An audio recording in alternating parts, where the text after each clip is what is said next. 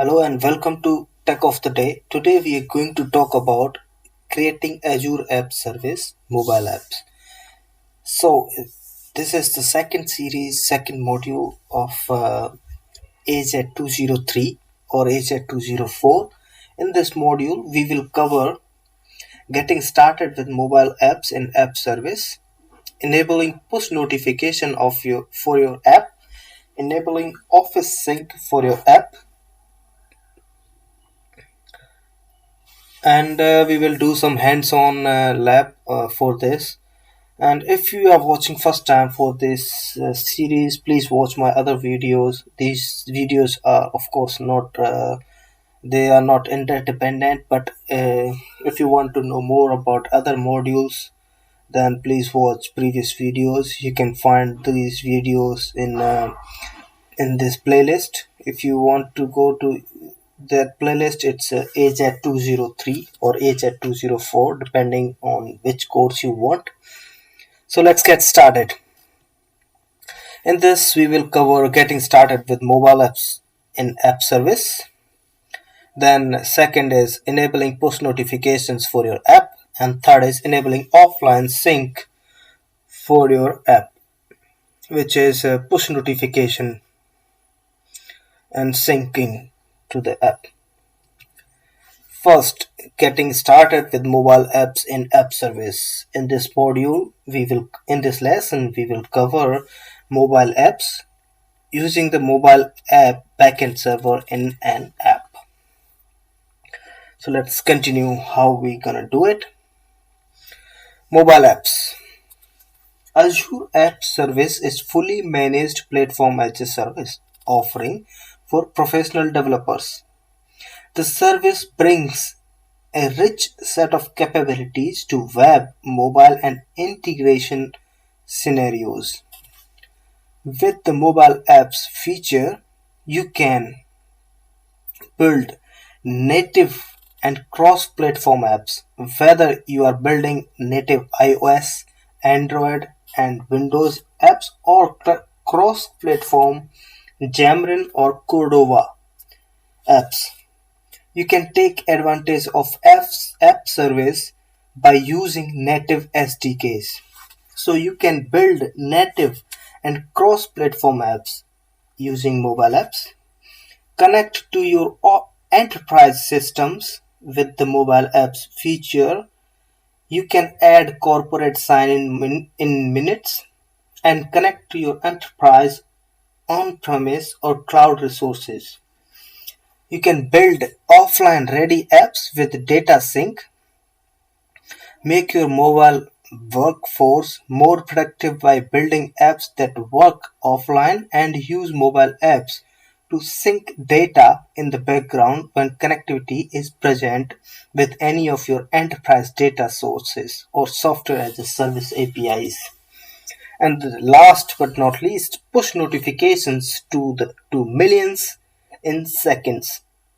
Engage your customers with instant push notifications on any device personalized to their needs, and send when the time is right. So you can schedule push notifications for your mobile apps.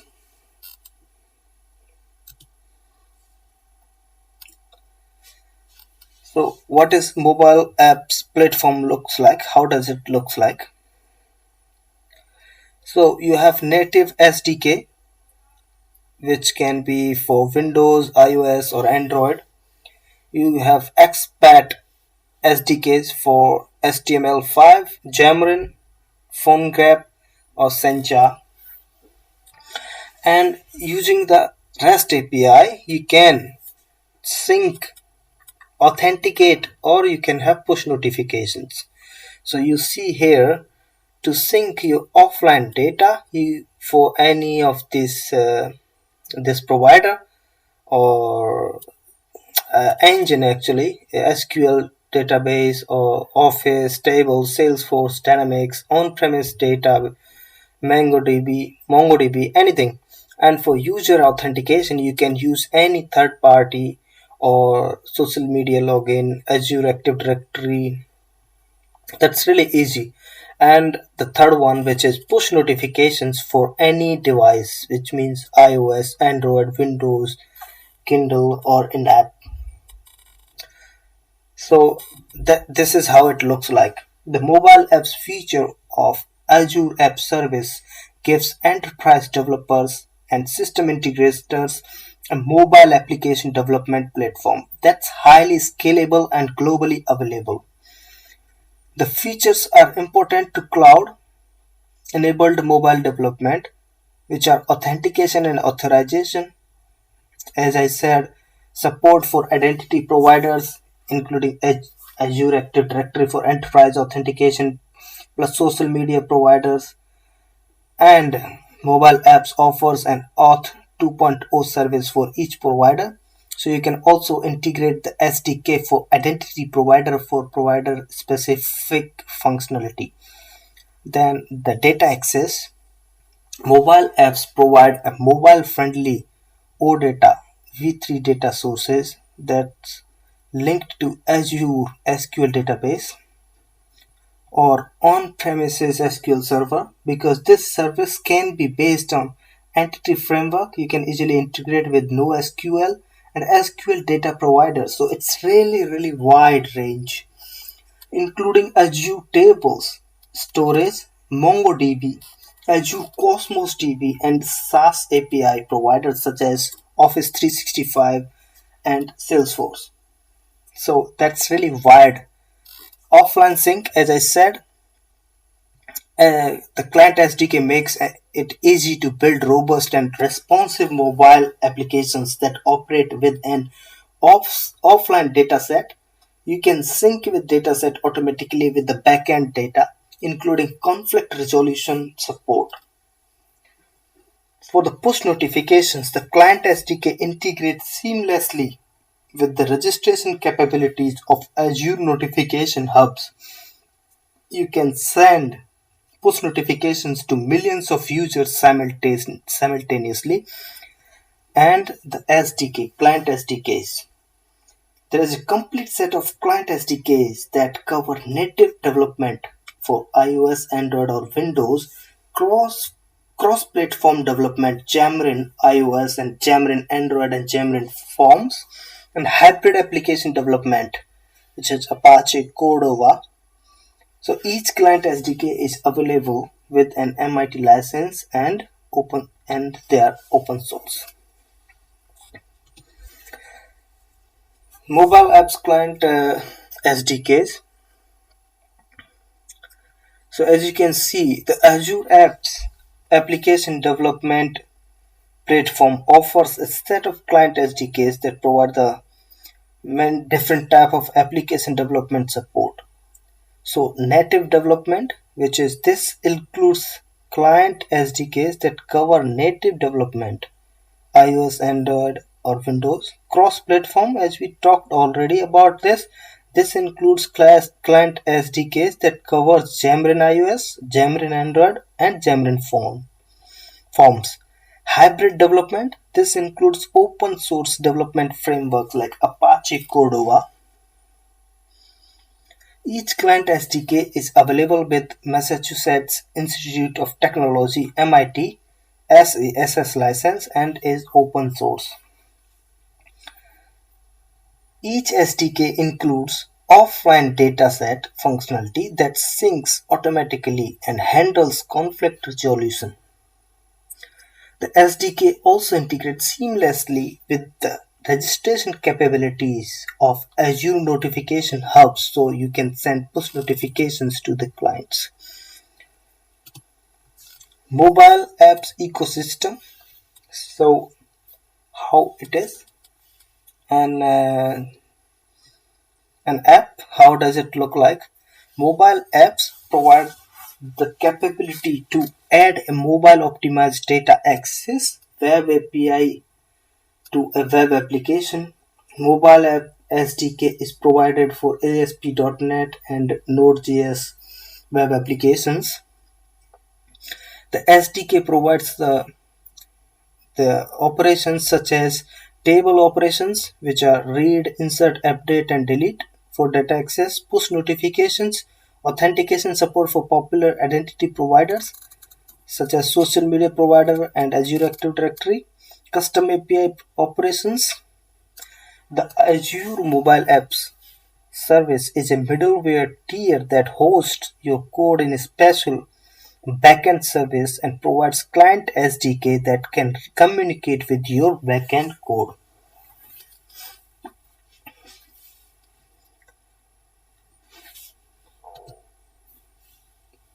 So for authentication, how is the flow?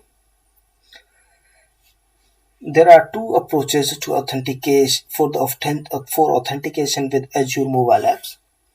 Use an SDK that a given identity provider publishes to establish identity and then gain access to app service.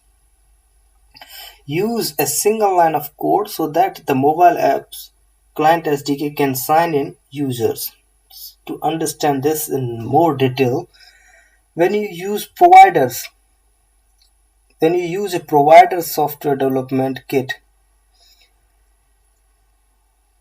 SDK, users can sign into an experience that integrates more tightly with the operating system that the app is running on. This method also gives you a provider token and some user information on the client, which makes it much easier to consume Graph APIs and customize the user experience. Occasionally, on blogs and forums, this is referred to as the client flow or client-directed flow because the client code signs in users and has access to a provided token. If you do not want to set up a provider SDK, you can allow mobile apps feature of Azure App Service to sign in for you. The mobile app's client SDK opens a web view to the provider of your choice and signs in the user. Occasionally, on blogs and forums, it's called server flow and server directed flow because the server manages the process that signs in the users and client SDK never receive the provided token. So server manages the flow, which is built-in web control to authenticate user. So that's like a pop-up. When you click sign in, it pops up and asks to choose any provider. Then you click on that provider and then it authenticates, and in the return it sends the client that authenticated. And authentication with Azure Active Directory. You can use Azure Active Directory authentication library, which is ADAL, to sign in users into your application by using Azure Active Directory. This functionality is provided through the ADAL plugin, which can be used both with Azure Active Directory and on-premises Active Directory Federation services. The plugin uses the Android, iOS, and .NET ADAL native libraries under the hood and therefore persist authentication tokens in a secure cache that you can then query to pass to downstream services. By using ADAL, you can perform manual authentication against Azure Active Directory and then use the persisted authentication token to communicate to your mobile app. All the services related to your mobile app, Azure Storage or SQLDB, are automatically authenticated by App Service. So you see here, you are authenticated first time with Azure Active Directory, and then when you connect with App Service, with that token, you are authenticated for everything. App Service is authenticated for Azure SQLDB and Azure Storage.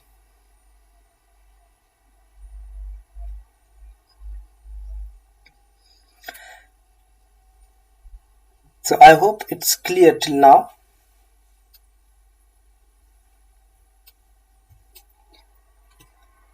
Using the mobile app backend server in an app. So to give So I will show you how to create a new Azure mobile app backend and then configure .NET Server project and connect it to a database, deploy and run a sample app. We will have this demo in the lab section. For each module, I will be giving labs. I will be making videos for the labs, and we will do this in that section because this is going to be really long for this video. So I just kept this part away from this video, and please stay tuned if you are interested to see in action the mobile app backend and connecting it to the app. I will give you demo in Azure portal and also with command line CLI. Lesson 2, to enabling push notifications for your app. In this lesson, we will cover push notifications, configure a notification hub, register your app for push notifications, configure the backend to send push notifications, update the server to send push notifications, and add push notifications to your app. So in this lesson we will be covering whole idea, everything about push notifications. What is push notification? Push notifications are delivered through platform specific infrastructure called platform notification system. They offer basic push functionalities to deliver a message to a device with a provided handle and have no common interface. To send a notification to all customers across iOS, Android, and Windows version of an app, the developers must work with Apple Push Notification Service, Firebase Cloud Messaging, and Windows Notification Service. For each different type of app, you have different type of notification service provider. So Apple Push Notification Service, APNS, Firebase Cloud Messaging, AppCM, and Windows Notification Service, WNS.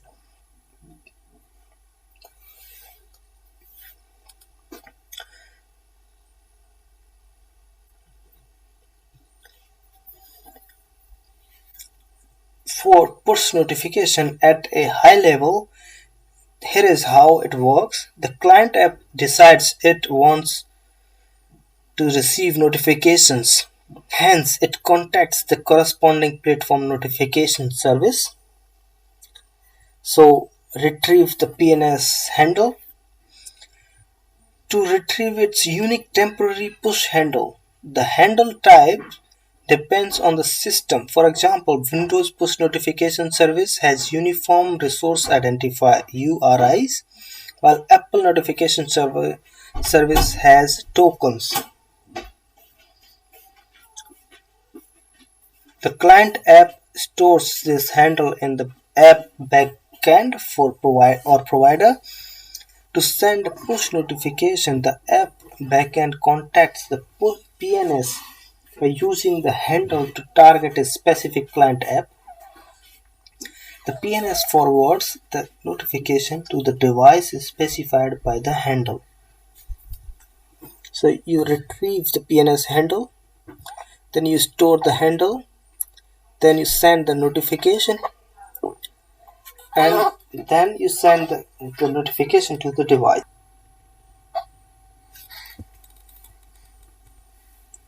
This is how it looks like a notification hub. The mobile app feature of Azure App Service uses Azure Notification Hub to send pushes. So you will be configuring a notification hub for your mobile app. So you see here you have a notification hub which contains several notification hubs. You can add another one, and You see, this we will be doing this in the lab actually, because for this you need a setup, and it will be really easy to do it when we will be doing the another lab for mobile apps.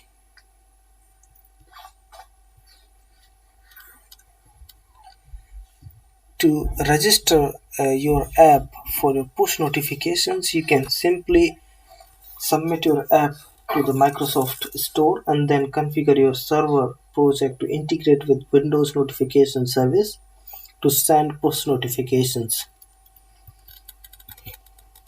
I will give this an example, and in the same way, you can configure the backend to send push notifications. So you can use a portal to configure the backend of your application to send push notifications. This is how you can update your server to send push notifications.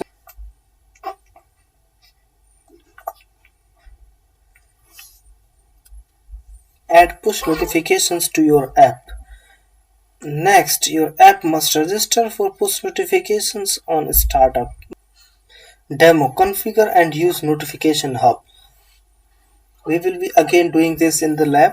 We will configure a Notification Hub, register an app for push notifications, configure an application backend to send push notifications, and add push notifications to the app. Same for the enabling offline sync of your data. We will be in this lesson. We will be updating the client app to support offline features. Update the app to disconnect them from the backend. Update the app to reconnect to the backend.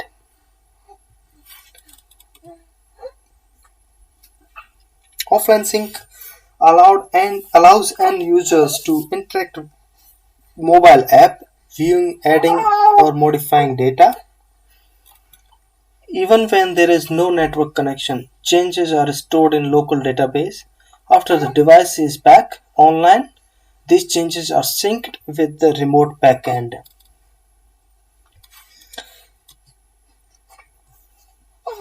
So this is how it works. You have your tablet which is offline sync, and then once it's back, then it is stored. It is when your app is offline mode, you can still create and modify the data is saved to a local store. Here it's offline sync. This local store is typically a database. When the app is back online, it can synchronize changes in your local storage with the Azure mobile backend. And the feature also includes support for detecting conflicts when the same record is changed for both the client and the backend. This enables the server or the client to handle conflicts.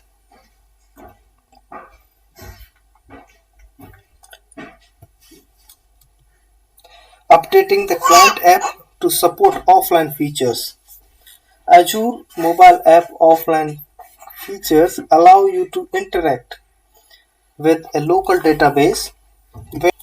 Azure mobile app offline features allow you to interact with a local database when you are in an offline scenario. To use these features in your app, you initialize a sync context to a local store, then reference your table through the iMobile Service Sync Table interface. SQLite is used as the local store on the device. So in this lab, we will do a demo for configuring offline sync in a mobile app, where we will be updating a client app to support offline features, updating the app to disconnect from the backend, updating the app to reconnect to the backend.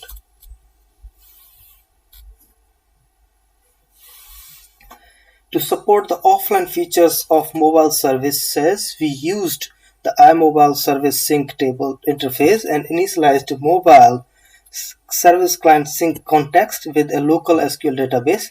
When offline, the normal CRUD operations for mobile app work as if the app is still connected, while the operations occur against the local store. The, the methods used to synchronize the local store with the server are push async, because this method is a member of iMobile services sync context. Changes across all tables are pushed to the backend. Only records with local changes are sent to the server. Pull async. A pull started from a iMobile service sync table when there are traced changes in the table. An implicit push is run to make sure that all tables in the local store along with relationships remain consistent. The push other tables parameter controls whether other tables in the context are pushed in an implicit push. The query parameter takes an iMobile service table query or OData query string to filter the return data. The query ID parameter is used to define incremental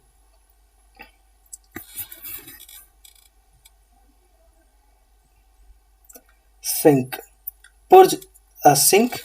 Your app should periodically call this method to purge stale data from the local store. Use the force parameter when you need to purge any changes that have not yet been synced. So to review this video, what we did: getting started with the mobile apps and the app service, enabling push notifications for your app, and the third one, enabling offline sync for your app. Again, we did not do any lab in this video. I will do a lab separately because that requires to set up some environment, and I will be doing that lab pretty soon. Please stay tuned and watch this playlist. You will find that, and thank you for watching. Please like, share and subscribe. Thank you.